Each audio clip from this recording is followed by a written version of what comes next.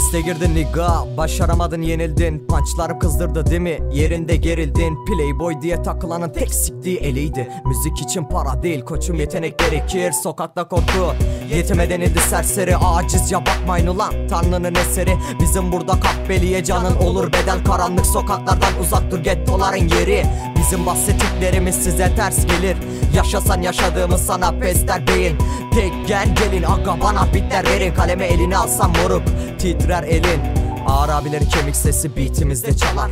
Karakterini sorduysan kibrit kutusu kadar. Cümlelerinde adam olan tartışmada kaçar. Rahat ol bizim limanda gemileriniz batar. Alın elinize mühimmatlar saldırıya geçin. Mevzuysa mevzu bekleriz, dozırsa gelin. Belli oldu kanser ilacı gibi cesaretin. Hip hop sizin elinizdeyse bozuldu müziğin adaleti. Sokakta düşmanım ileride, ben boşum ama onun eli siperde.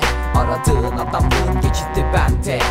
Sözde erkek ama gerisi nerede?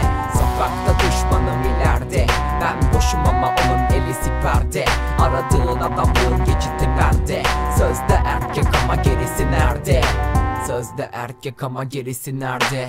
Piyasada kimler var, ot içen mi, hap atan mı, distrek yaparak adını duyuran mı? Siyasete takıma prim içinde bulaşan mı? Yoksa parasını kullanarak bir yere ulaşan mı? Medal savaşı bu birçok hepsi öldü. Acımasızlık karşılandı, hepsini diri diri gömdüm. Pes edenleri de gördüm, çıkarcılara sövdüm. O bir haline geldim, bazılarının ölümü bende gördü. Unutmadık hip hop'ta benim dinlediğim pak.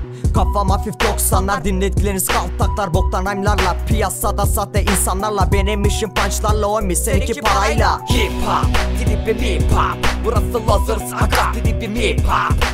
Hip hop, burası hip hop, burası Losers aga, tripim hip hop. Sokakta düşmanım ileride, ben boşum ama onun eli siperde. Aradığın adamlığın geçiti bende. Sözde erkek ama gerisi nerede? Sokakta düşmanım ileride, ben boşum ama onun eli siperde. Aradığın adamlığın geçiti bende.